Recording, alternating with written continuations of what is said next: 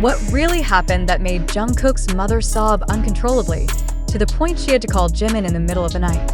What made JIMIN, a close friend and group mate, rush to JUNGKOOK's residence without hesitation?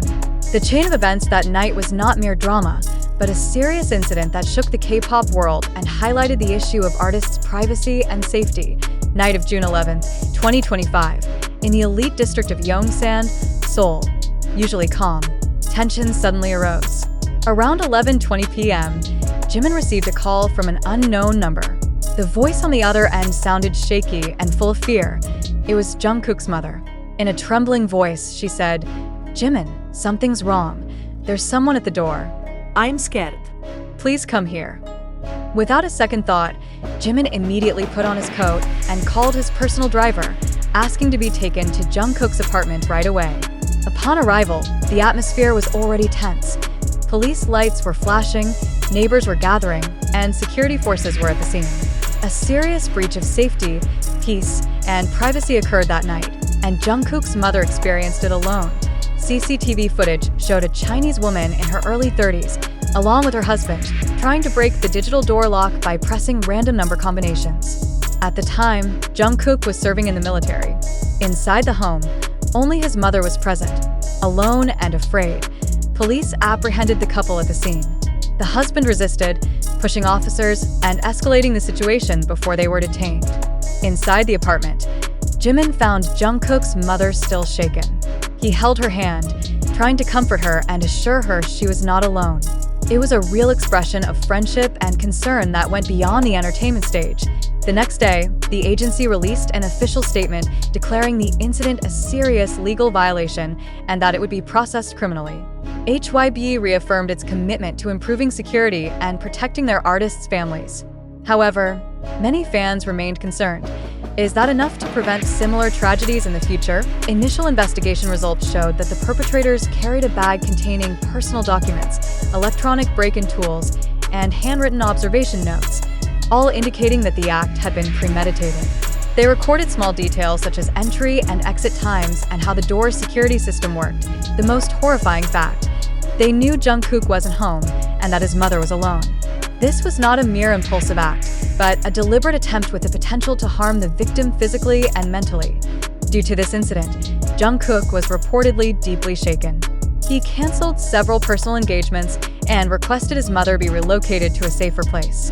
Meanwhile, JIMIN volunteered to testify during legal proceedings and continued to emotionally support JUNGKOOK's family. "We're not just teammates on stage. If one of our families is in danger, then all of us feel threatened," said JIMIN empathetically on social media. The hashtags #ProtectJUNGKOOKFamily and #SafeIdolsAct went viral. Petitions calling for stricter laws to protect artists and their families gathered hundreds of thousands of signatures within hours. Fans from around the world sent messages of support, gifts, and prayers. HYBE is now working with the police and even Interpol in a further investigation. They also launched a new initiative called Project Boundary to strengthen artist privacy and safety protections globally. This tragedy stands as a stark warning for the entertainment industry. When the family of an idol can become a target, the line between fans and lawbreakers must be clearly drawn. JUNGKOOK and JIMIN now stand as symbols that true friendship isn't just shown on stage, but also in the darkest and tensest moments. The event that shook the South Korean entertainment world on the night of June 11, 2025, in which the mother of BTS member JUNGKOOK was reportedly the victim of a break-in attempt by a foreign couple, and JIMIN, his group mate, took immediate action, has sparked wide discussion across platforms. Not only has it drawn the attention of loyal BTS fans, ARMY, but also stirred waves of opinion and speculation from the global public. Yet behind all the empathy and overwhelming support, a fundamental question arises that should not be ignored. Did this incident truly happen as reported?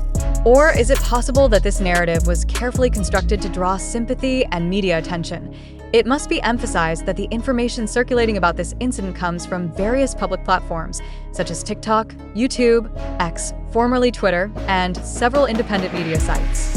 However, there has yet to be any officially validated confirmation from the police or the agency involved.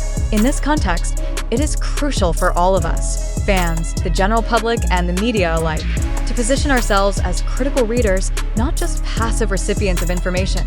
The question is, Are we witnessing a real tragedy? Or are we absorbing a narrative that has been manipulated? Reports mention CCTV footage, emotional statements from JIMIN, and the involvement of security forces. But why has no official visual evidence been published to date? Why do all the story elements appear too structured, too dramatic, and almost like a movie script?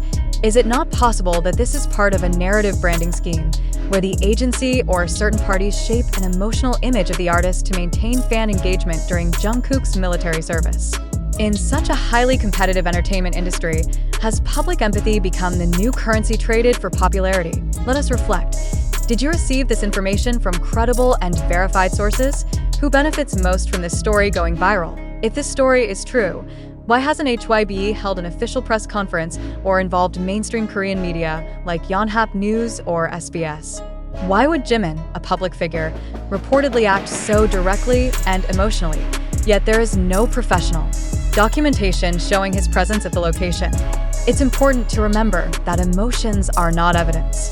Facts cannot be determined based solely on the number of comments, likes, or trending hashtags. In an era where algorithms often outweigh the truth, we must be extra cautious of narratives that go viral yet are factually fragile.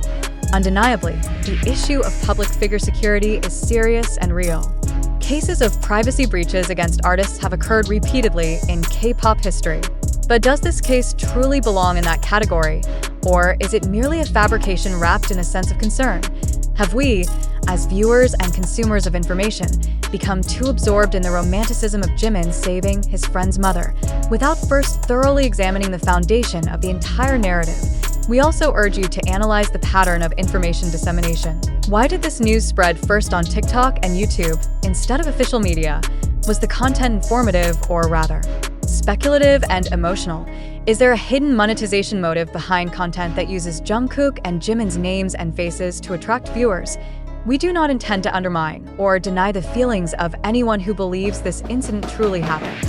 However, in a world increasingly filled with hoaxes, disinformation, and image manipulation, we must ask, is this a reality we should believe, or an illusion created to move us? We invite you to think, not just believe.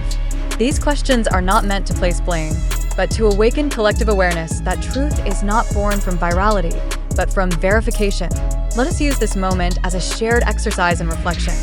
Have you ever shared this news without verifying its truth first? Do you feel close to this story because its narrative touches your emotional side?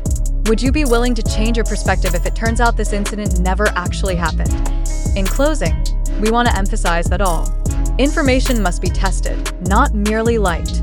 Our sources come from various social media platforms that can be manipulated and engineered.